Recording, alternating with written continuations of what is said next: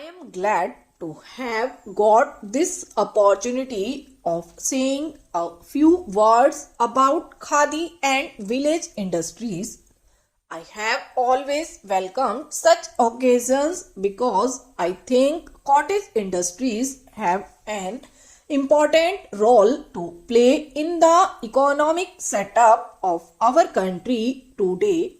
Perhaps it would have been unnecessary to lay emphasis on this point if there was not an impression prevailing among the people that cottage industries have no place in the present day world in which industrialization is looked upon as the hallmark of material progress. I am afraid this impression is as groundless as it is misleading. It is evident that in a country like India, where 80% of the people live upon agriculture and allied callings, the only result of excessive industrialization will be more production by fewer men, which instead of solving the problem of unemployment will render it more complicated. Its proof lies in the fact that although our country has advanced sufficiently on the road to industrialization, the incidence of unemployment instead of coming down appears to have gone up. In our country, special significance is attached to handicrafts and such small scale industries as can be easily managed at home during spare time. If we lose sight of this fact and imagine that we can solve the problem of unemployment through industrialization, I am sure we shall only have disappointment in store for us.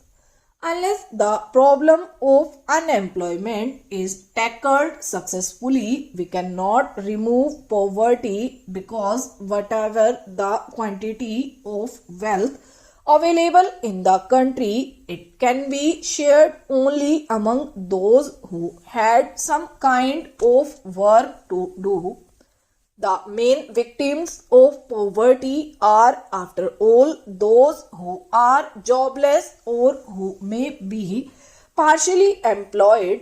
Therefore, it is in the interest of the people of the rural areas and of our country's prosperity as a whole that the wrong impression referred to above is corrected and all efforts made to popularize and improve our cottage industries.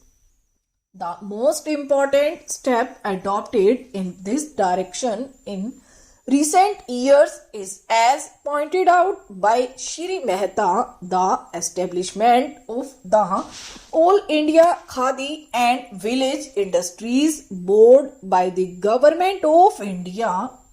By doing so, government has not only recognized the importance of village industries but also taken upon itself the responsibility of improving them.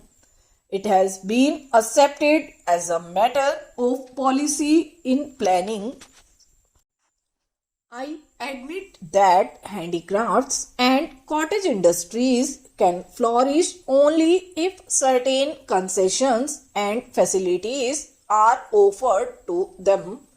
So far as facilities are concerned, the Government of India has accepted in principle to provide such concessions to these industries as are likely to help them without at the same time affecting adversely the bigger industries. I should therefore think that the real problem is that the question of reserving a field for khadi and handloom industries. Khadi has received some impetus by whatever direct help has been given to it by government.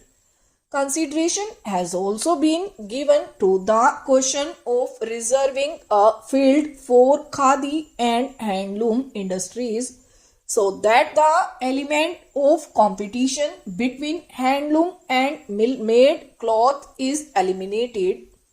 I think we have to extend this concession by reserving the fields for other cottage industries as well, so that in those fields bigger industries are not allowed to operate. Till such concessions are given to cottage industries and as long as heavy industries are permitted to compete with them, it is difficult, if not impossible, for cottage industries to grow.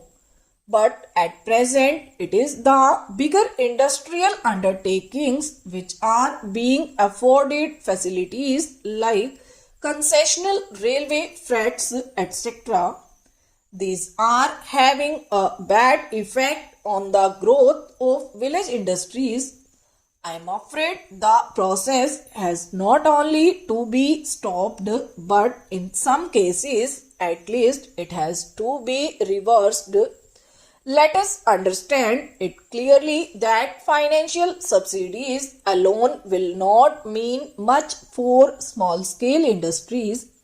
I know that government has been helping the bigger industries to the tune of crores of rupees, and to be able to do so it had to impose the burden of heavy taxation on the people.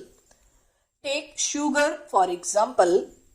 To save sugar factories from the competition of foreign producers, government has been subsidizing Indian sugar industry for a number of years at the cost of many crores. Similarly, steel industry in India has had to be subsidized heavily. I see no reason why government should not extend similar help on the same scale to village industries when millions of people benefit from them and get employment because of them.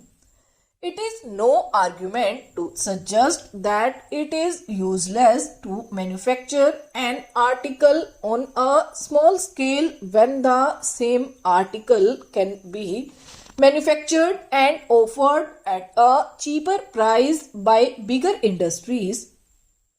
Our hesitation to offer certain articles at a slightly higher price would virtually mean growing unemployment for millions and consequently forcing them to starve. We have to choose between unemployment on the one hand and a slightly higher cost on the other. Stop.